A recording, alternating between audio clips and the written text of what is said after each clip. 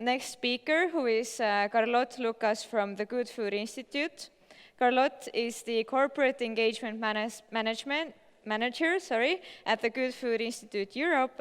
She works with companies and investors across the globe to drive investment, accelerate innovation, and scale the supply chain of alternative proteins. Today, Carlotte will speak about the opportunities for established food companies entering the alternative protein sector. Hello, everyone. Good afternoon. My name is Carlotte Lucas, and I'm the Corporate Engagement Manager at the Good Food Institute Europe. I'm so thrilled to be able to share the next 20 minutes or so with you. I'm sorry I couldn't be there in person, but today I'll be talking about some of the opportunities for established food companies entering the alternative protein industry. But before I dive into that, just a quick introduction to the Good Food Institute for those who haven't heard of it before. So we are an international network of nonprofit think tanks working to develop the roadmap for a sustainable, secure, and just protein supply. And we really try to work across the ecosystem to facilitate this. So we work with policymakers to ensure their support for research and innovation. We partner with companies and investors to unlock investment, innovation, and scale the supply chain. And finally, we work with scientists and researchers around the world to advance open access research. We are an international organization. We're about 160 people spread around the globe, and we're fully funded by philanthropy. So the question that we ask ourselves every day is, how will we feed 10 billion people by 2050 in a sustainable, efficient, and safe manner? Because let's be honest, already today, about 8 billion people, we're not really meeting the mark. And at the Good Food Institute, we believe a core part of the solution is accelerating alternative proteins.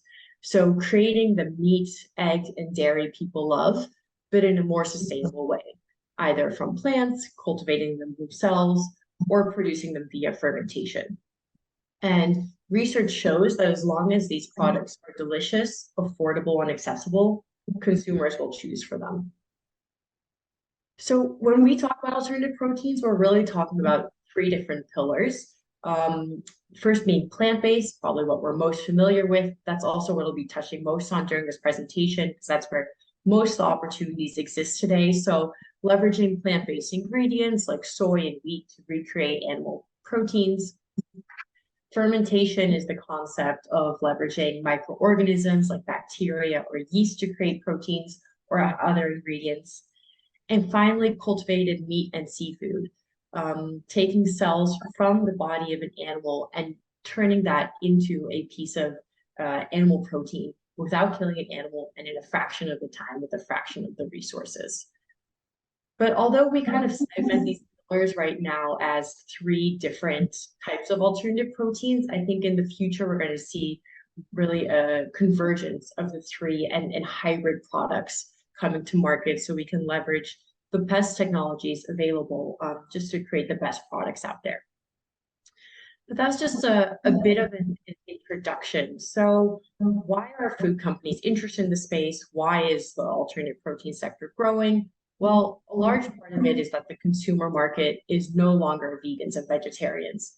So companies are no longer catering to just 6% of the population that identifies that way, but they're catering to a much larger segment of flexitarians, of people who are actively choosing to reduce their animal protein consumption. And as you can see, that's a much larger market and much more interesting for companies. And the numbers also show that the majority of people buying vegan and vegetarian products don't identify as vegan or vegetarian, but as flexitarian. So we're seeing a much larger consumer markets. And because of that, sales are increasing pretty rapidly. Also because the types of products coming on the market are very different than the quinoa burgers from the 80s and 90s that were really targeted towards the vegans. Now these products are coming there that are looking to recreate animal proteins, and consumers are interested in that. So at the end of 2021, the plant-based meat market globally was about $5.6 billion. We've seen double-digit growth year over year. This has also been paired with increasing investment flowing into alternative proteins. So 2021 was also a record year for investment, with about $5 billion being invested across the three alternative protein pillars: plant-based, fermentation, cultivated, increasing rapidly over the years. And because of all those kind of converging trends, analysts estimate that the global alternative protein market may be as large as $1 trillion by 2050. Now, let's be honest, nobody really knows how large this market's going to get, at what pace it's going to grow, but it's clear that the potential is there and that there's an opportunity for companies to come into the space and take advantage of consumer demand for more sustainable proteins. So with all that being said, if we're looking at, okay, what are food companies doing in the space? Well, we're really seeing that they're engaging in a number of different ways. So some of the largest consumer good companies, food companies in the world, Unilever, Nestle, Danone, all very active in the space in different ways, developing their own products, partnering with other companies, whether it be startups or other larger companies, acquiring companies, and really across the different alternative protein pillars. So yes, they're putting out their own plant-based proteins or plant-based products, but Unilever is also partnering with fermentation company Enough. Nestle's interested in cultivated meat. And so we're just seeing lots of engagement across the board, and some pretty high ambitions being set. So Unilever says they want to achieve 1 billion euros in plant-based meat and dairy sales by 2027. Nestle has said they want to create a plant-based protein to replace every animal protein that there is. So a lot of activity. And it's not just these types of food companies, but we're also seeing meat companies really rebranding themselves as protein companies and get involved in a couple of different ways. Once again, by launching their own products, investing in other companies, or acquiring other companies. And I think a couple of these quotes are on the right are quite telling. So global agri-food and meat giant Cargill saying, producing plant-based products across our global supply chain is the logical next step. And PHW, the German poultry giant, the CEO saying, we will not be able to cover the growing global demand for protein with conventional meat production alone. So a lot of these global companies recognizing that alternative proteins has to be part of their strategy moving forward. So what could this mean for you, or for companies that potentially aren't in the space yet and are looking to get into it? Well, there's really opportunities across the entire value chain. So this is just a way that we at the Good Food Institute look at the value chain, from investment and R&D to ingredients, production, and products and distribution. And to be honest, in every single step there's opportunities. But I'm going to call out a few specifically that I think are especially relevant. Starting with end products, or developing your own products. There's, with so much consumer demand, there's a lot of opportunities to bring these products to market. But I think at this point, it's important that we also think about what is holding consumers back, and what are consumers still looking for. And after time, consumers say that most plant-based products on the market today, the taste needs to be improved and the price needs to be lower. So if you want to differentiate yourself, those are really the key factors to focus on.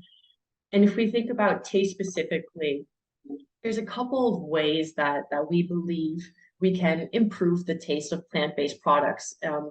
And these are a couple of the key R&D areas that we're aware of. So one, we need better raw materials to go into these products. So proteins that are actually optimized for use in alternative proteins.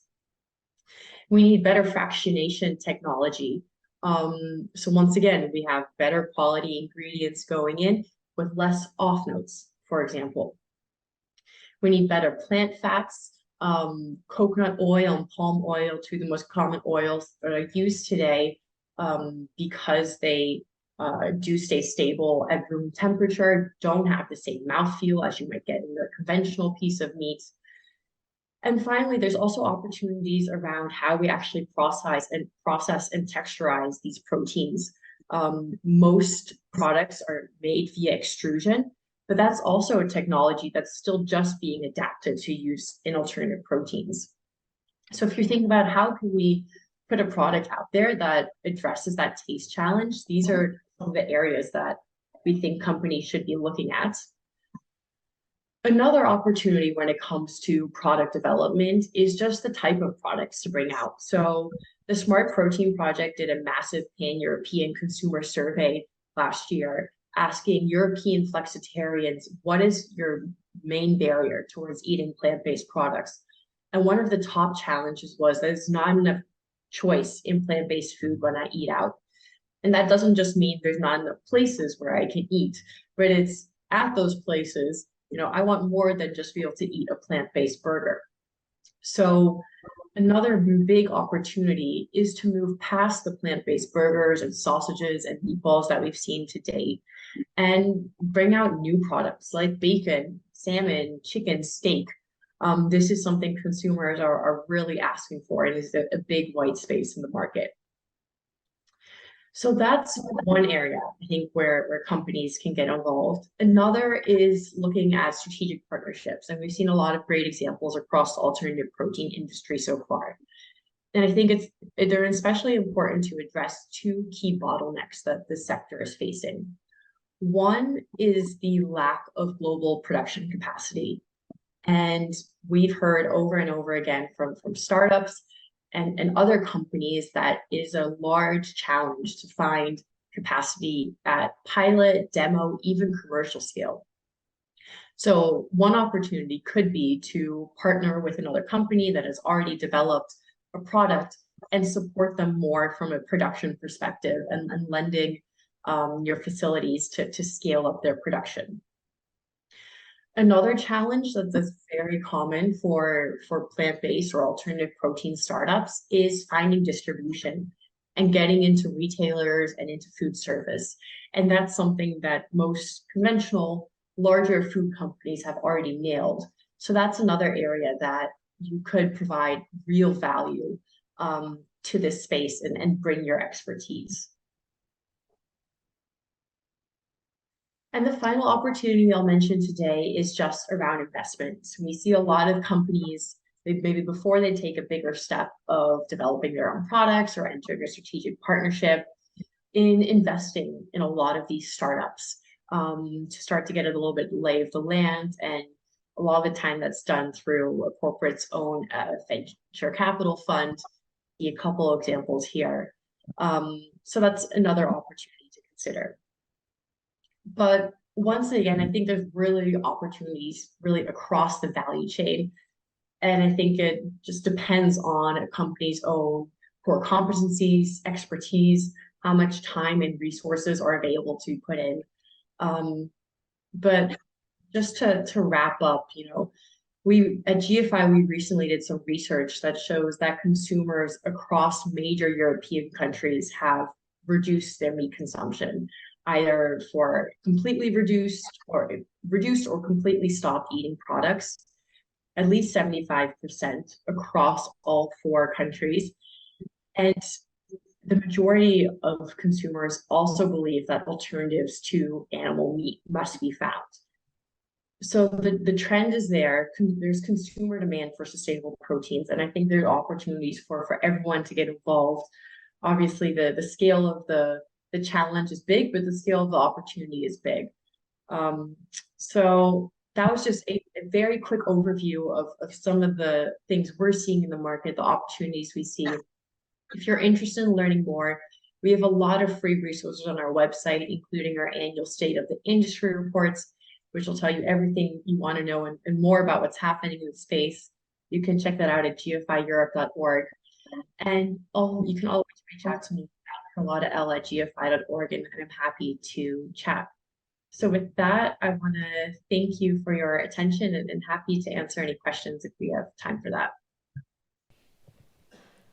Yes, thank you for your inspiring presentation. It's so important to acknowledge that the plant-based is becoming mainstream, and it's prime time for the dairy and meat industry to step in as well. Okay, so I'm gonna check for questions. What would you say are the biggest challenges for the industry to move towards plant-based food production? Challenges for conventional companies? Yes. I mean, I think it goes back to the question of just thinking, where are my core competencies and expertise and honing in on that. At times, I think we see meat and dairy companies developing products, but that, to be honest, don't add a lot of value to the market because they're not better than other products already on the market. And so consumers don't choose for them either.